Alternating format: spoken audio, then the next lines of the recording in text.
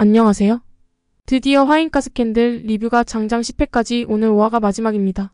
2화를 새로 수정 작업을 해야 하지만 어쨌든 5화가 마지막 회입니다. 그니깐 제가 계속 본방은 보고 있었는데 리뷰 유튜브 채널을 화인가스 캔들 중간에서부터 개설을 해서 중간부터 리뷰가 나가고 다시 1화부터 해왔습니다. 화인가스 캔들이 저한테 의미가 있는 게 뭐냐면 제가 리뷰 유튜브를 개설하고 처음으로 시작한 리뷰이자 처음으로 리뷰를 끝까지 한 첫 작품이라는 것이라 남다른 느낌이 가는 작품입니다. 화인가스 캔들을 잊지 못할 것 같습니다. 실수도 많고 어리버리한 글들도 많아서 많이 당황하고 수정 작업을 몇 번을 했는데도 감이 안 와서 이리저리 방문도 해보고 넷플릭스 그 뭐시지 작품 때문에 딱 시작하자마자 경고가 날라와서 흠이 유튜브 채널 날라가는 건 줄 알고 그냥 삭제했는데 지인이 그것 정당하니깐 이의제기에 머줄거리는 너가 작성한 거고 화면도 공개 스틸 가지고 온 일화인데 왜? 경고야 라는 말을 듣고 이의제기 하려고 봤는데 이미 제가 그 영상을 삭제를 해버리는 바람에 이의제기도 못하고 여기저기 치이면서 시작을 했는데 어느새 화인가스 캔들이라는 한 작품의 리뷰를 끝내네요. 와 진짜 감회가 새롭습니다. 리뷰를 작성하면서 생각보다 시간도 많이 걸리고 자료 찾기도 쉽지 않았습니다. 조금 쉽게 가려고 했는데 도리어 어려운 길을 선택한 것이 아닌지 의구심이 들었습니다. 하지만 시작인 반이다라는 속담에 힘입어 어차피 시작한 것은 끝장은 보자 뭐 이런 심정으로다가 계속해 나갈 예정입니다. 드라마 리뷰가 생각보다 만만치가 않고 시간도 많이 잡아먹네요. 한 회당 34시간 정도 소요되는 것 같습니다. 몇 분 정도면 된다는 부업 소개글에 속아 시작했는데 근데 제가 워낙 드라마 광이다 보니 또 적성에 맞네요. 저작권을 어떻게 사오는지 아직은 몰라 캡처본으로 시작은 하였습니다. 앞으로 좀 더 발전하기 위해서 노력하겠습니다. 시작 전에 구독과 좋아요 부탁드립니다. 이걸 부탁할 때와 안 할 때 그리고 처음에 넣을 때와 마지막에 넣을 때를 봤는데 처음에 넣는 게 제일 반응이 나은 것 같습니다. 아직 많이 어설픈데 조금씩 나아지도록 열심히 달려보겠습니다. 자 이제 리뷰 한번 가볼까요? 화인가스 캔들의 5번째 에피소드에서 오한수는 상상할 수 없는 도전에 직면합니다. 어머니의 가슴 아픈 상실부터 진실을 향한 끊임없는 추구까지 이번 에피소드는 감정의 롤러코스터를 타게 합니다. 비밀이 드러나고 동맹이 시험에 들면서 시청자들은 다음 반전을 기대하며 손에 땀을 쥐게 됩니다. 춘희의 죽음 장면은 화인가스 캔들 5화의 가장 감동적인 순간 중 하나입니다. 이 장면에서 춘희는 정신병원에서 딸 오한수의 품 안에서 마지막 숨을 거둡니다. 춘희는 정신이 오락가락하는 상태였지만 딸과의 마지막 순간을 함께하며 평온하게 눈을 감습니다. 완수는 어머니의 죽음을 목격하며 깊은 슬픔에 빠지지만 이 장면에서 완수는 어머니의 죽음을 목격한 후 깊은 슬픔과 분노에 휩싸입니다. 어머니가 정신병원에서 돌아가시는 모습을 지켜본 완수는 어머니를 가둔 사람들을 용서할 수 없다는 결심을 하게 됩니다. 이 장면은 완수의 감정적인 변화를 극적으로 보여주며 그녀가 앞으로 어떤 결단을 내릴지에 대한 기대감을 높입니다. 이후 완수는 어머니의 유골함을 들고 도윤을 찾아가고 두 사람은 위치 추적이 불가능하도록 휴대폰 전원을 끈 채 어디론가 향합니다. 도윤은 완수의 슬픔을 공유하며 그녀에게 어깨를 내어줍니다. 이 장면은 완수의 복수심을 자극하는 중요한 전환점으로 드라마의 전개에 큰 영향을 미칩니다. 도윤과 완수의 동행 장면은 화인가스 캔들 5화에서 매우 중요한 순간입니다. 이 장면에서 완수는 어머니의 유골함을 들고 도윤을 찾아갑니다. 두 사람은 위치 추적이 불가능하도록 휴대폰 전원을 끄고 과거에 살았던 집터로 향합니다. 완수는 어머니의 유골함을 들고 옛 집터로 들어가 마지막 인사를 합니다. 이곳은 재개발로 인해 어수선한 동네였지만 완수에게는 많은 추억이 담긴 장소입니다. 도윤은 완수의 슬픔을 공유하며 그녀에게 어깨를 내어주고 그냥 울어요. 그래야 심정이 덜 아파요 라고 말하며 위로합니다. 이 장면은 완수와 도윤의 관계를 더욱 깊게 만들어주며 완수의 감정적인 치유 과정에 큰 역할을 합니다. 도윤의 조사 장면은 화인가스 캔들 5화에서 매우 긴장감 넘치는 순간입니다. 도윤은 친구의 죽음을 조사하던 중 화인가 비자금 루트인 팔성복의 아지트를 찾아갑니다. 이곳은 화인가의 비밀스러운 자금 세탁 루트로 도윤은 이곳에서 중요한 단서를 찾으려 합니다. 도윤은 팔성복의 아지트에 도착하자마자 경계심을 늦추지 않고 주변을 살핍니다. 그는 아지트 내부로 들어가 여러가지 증거를 찾기 시작합니다. 이 과정에서 도윤의 결단력과 용기를 엿볼 수 있습니다. 그는 위험을 무릅쓰고 아지트 내부를 조사하며 친구의 죽음과 관련된 중요한 단서를 발견합니다. 이 장면은 도윤의 강한 의지와 결단력을 보여주며 앞으로의 전개에 큰 영향을 미칠 중요한 순간입니다. 도윤의 조사는 화인가의 비밀을 파헤치는 데 중요한 역할을 하며 시청자들에게 깊은 인상을 남깁니다. 5화 진짜 딱 드라마 중반 정도인데 제대로 시발점을 짚고 가죠? 완수 엄마 춘희의 정신병원에서의 억울한 죽음과 그 뒤 완수와 도윤이 함께 유골함을 들고 가서 어깨를 내어준 도윤. 여기서 끝나거죠? 더 이상 말이 필요 없게 해준 오아였습니다. 그 뒤 정계는 오아로 인해 모든 행동들이 정당화될 수밖에 없게 만들었습니다. 저 상황에서 둘이 안 가까워지는 것도 이상하고 엄마가 정신병원에서 억울하게 돌아가셨는데 복수를 안 하는 것도 딸인 자식의 도리가 아니게 만들어 놓았습니다. 이 오아는 진짜 임팩트 있었습니다. 완수의 복수 결심에 대해서 좀 더 깊이 있게 살펴보고 마무리 짓도록 하겠습니다. 복수와 정의는 종종 혼동되기 쉬운 개념이지만 그 본질은 다릅니다. 복수는 개인적인 감정에서 비롯된 행동으로 주로 상처나 고통을 준 사람에게 보복하려는 의도로 이루어집니다. 복수는 종종 감정적인 충동에 의해 이루어지며 그 결과는 종종 더 큰 갈등과 고통을 초래할 수 있습니다. 반면에 정의는 사회적, 도덕적 기준에 따라 공정하게 행동하는 것을 의미합니다. 정의는 개인의 감정보다는 법과 도덕적 원칙에 기반하여 이루어지며 사회의 질서를 유지하고 공정성을 보장하는 데 중점을 둡니다. 화인가스 캔들에서 완수의 복수 결심은 어머니의 죽음에 대한 깊은 슬픔과 분노에서 비롯된 것입니다. 그녀의 복수는 개인적인 감정에서 출발하지만 그 과정에서 정의를 실현하려는 의지도 포함될 수 있습니다.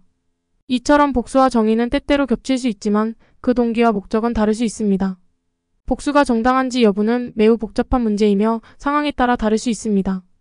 일반적으로 복수는 개인적인 감정에서 비롯된 행동으로 법과 도덕적 기준에 따라 판단되기보다는 개인의 감정에 의해 이루어집니다.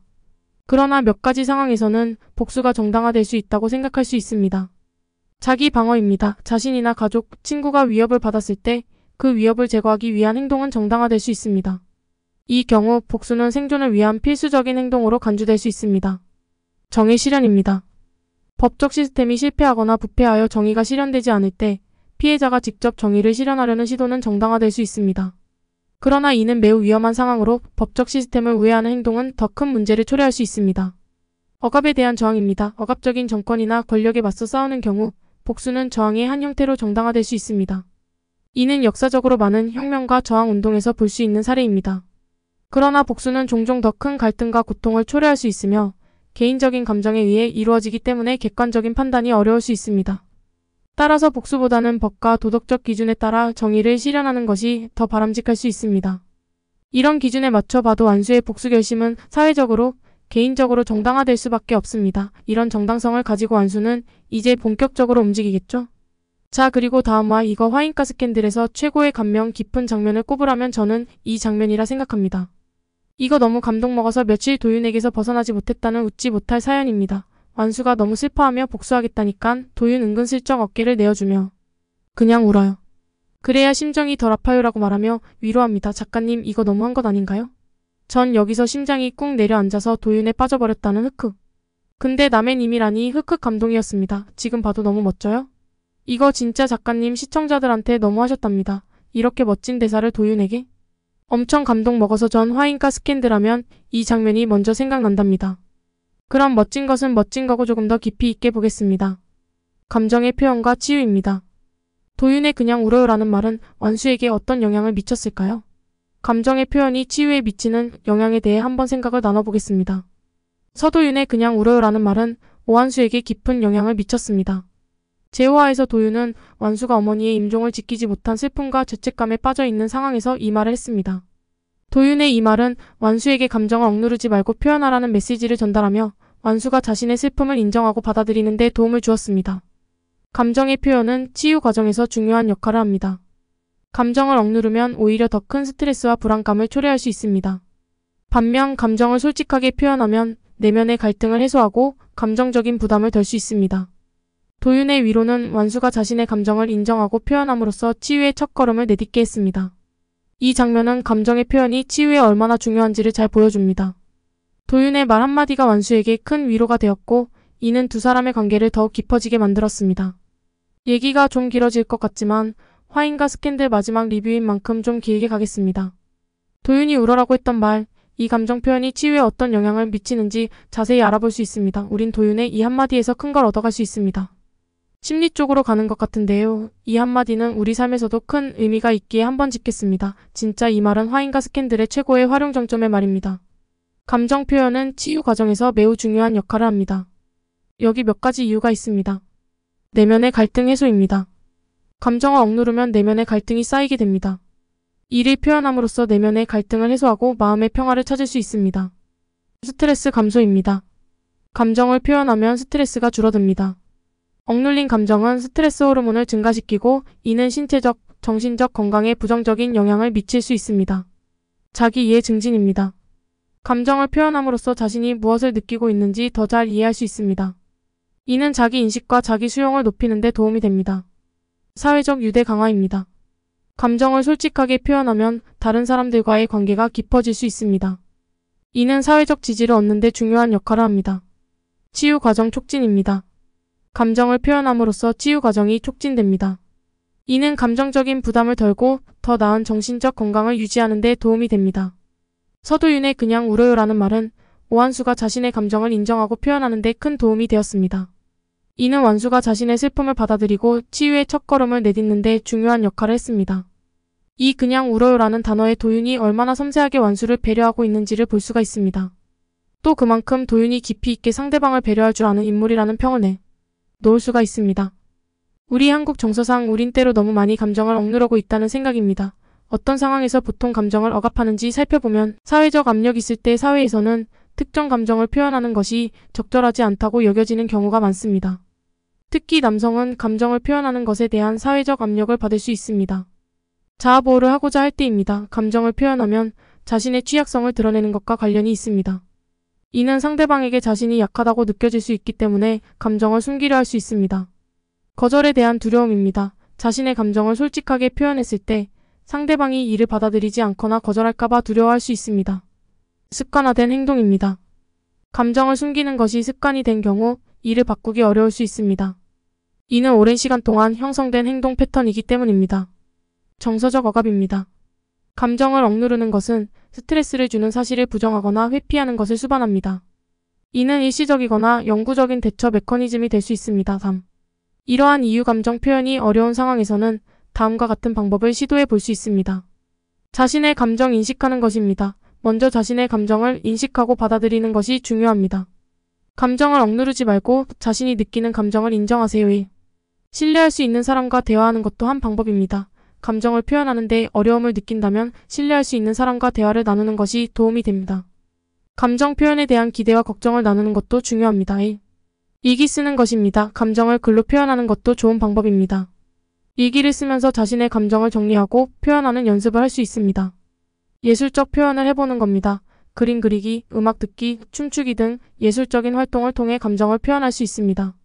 이는 감정을 표현하는 데 도움이 될 뿐만 아니라 스트레스 해소에도 효과적입니다. 전문가의 도움 받아보는 것입니다. 감정 표현이 지속적으로 어려운 경우 심리 상담사나 정신건강 전문가의 도움을 받는 것도 좋은 방법입니다. 전문가의 도움을 통해 감정을 더 잘 이해하고 표현하는 방법을 배울 수 있습니다. 이들로 인해 우리는 때로 감정을 숨기려 합니다. 이런 감정 표현을 못할 때 심각한 정서적인 문제를 초래하는 경우가 많습니다. 도윤의 울어요하는 말에서 우린 많은 것을 배워갈 수가 있을 것 같습니다. 우리도 항상 감정만 억압한데 익숙해 있지만 저렇게 도윤처럼 상대방을 배려할 줄 아는 말, 한마디 할 줄 아는 친구가 이웃이 되어줄 수 있으면 좋겠습니다. 작가님, 작품 너무 감동 깊게 봤습니다. 저의 유튜브 채널 개설 후 첫 리뷰 작품이라 진짜 감명이 새롭네요. 좌충우돌한 첫 리뷰 작품 마음이 따뜻해집니다. 뭔가 해낼 수 있을 것 같고 앞으로 더 좋은 일만 있을 것 같은 느낌이 듭니다. 첫 리뷰 끝내는 기념으로 화인과 스캔들만 새로 재생 목록을 만들어 10화까지 연속으로 생방송 진행 예정입니다. 함께 해주셔서 감사합니다.